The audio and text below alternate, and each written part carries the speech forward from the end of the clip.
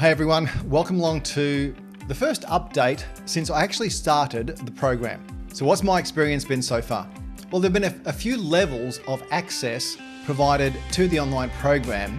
The first part is access to their toolkit.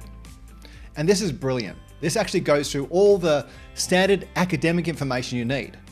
How to reference, what the expectations are of the program itself, how to access the library, and so on. Once you complete that, there is a requirement within it to make a quick statement that you agree to all the academic integrity benchmarks that go with doing an online degree. Once you do accept that, you're given access to the DISCERB Bridging course. Now, this was actually fascinating. There was a number of chapters within this part of the course taking you through the interesting field of data, both from a business point of view and from an economic point of view. So I enjoyed going through that part of the program. Once that was completed, also, I started to receive information from the first of my UEL units. Now, as I think I may have mentioned, I'm starting mid-year. So the first unit I'm doing is actually a Finance for Managers course. And that Finance for Managers course is already underway. I've got till the 30th of this month for the first assignment and then into next month for my second assignment. Those assignments are weighted 40-60. So 40% for the first one, 60% for the next one. There are a number of quizzes along the way as well. I found that interesting. So they're more for the learning experience rather than marks. There's a quiz after every chapter, and that's usually 4 to 7 questions. And it just reviews the key points from each of the chapters. Then there are 3 other assessments that take up chapters 1 to 4, 5 to 7, etc. And I think 8 to 10. And I think each of those quizzes were around the 12 to 15 questions each. A lot of them repeated, but were slightly different to the ones that you took at the end of each of the chapters. So again, it's a great way to reinforce the learning that you've gone through. Now for the finance unit, of course, there were a few calculations to be done. So I used my calculator, a bit of Google to just make sure I was getting my answers correct. But overall, it was quite straightforward. So now I'm into the actual preparation of the assignment. Now, before I get onto that, because that's going to be probably my next video, the interactions with the academic have been really, really good.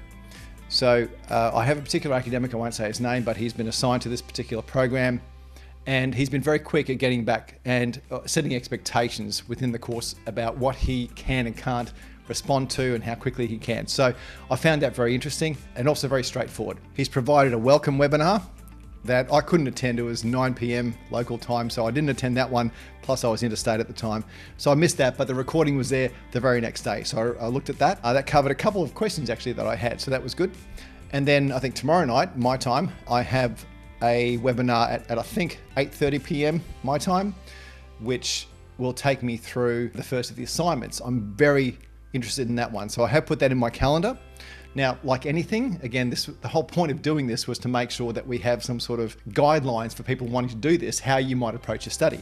So when it comes to putting in the time or putting the time aside, make sure you do put it into a calendar or a diary of some form. I've got an online calendar, so I've done that within my own calendar, and I will be putting that time aside tomorrow night to attend that webinar. I think it's very important that I understand clearly what's required of the first assignment. I was going to do it on my own company, but my own company has a few nuances that are quite intricate, like trusts and things like that.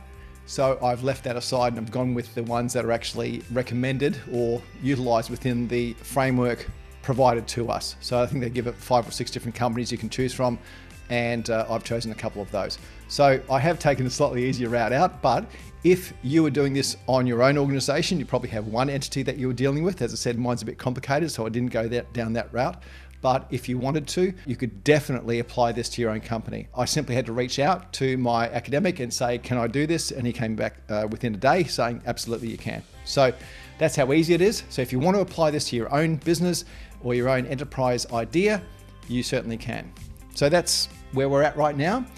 Join me next time and I'll be talking through how I've gone through the assignment, how I've created it, and perhaps even what my mark is. So that's going to be about a month away, but we'll see. All right, so thanks for joining me so far. This is my online business journey, and I'll see you next time.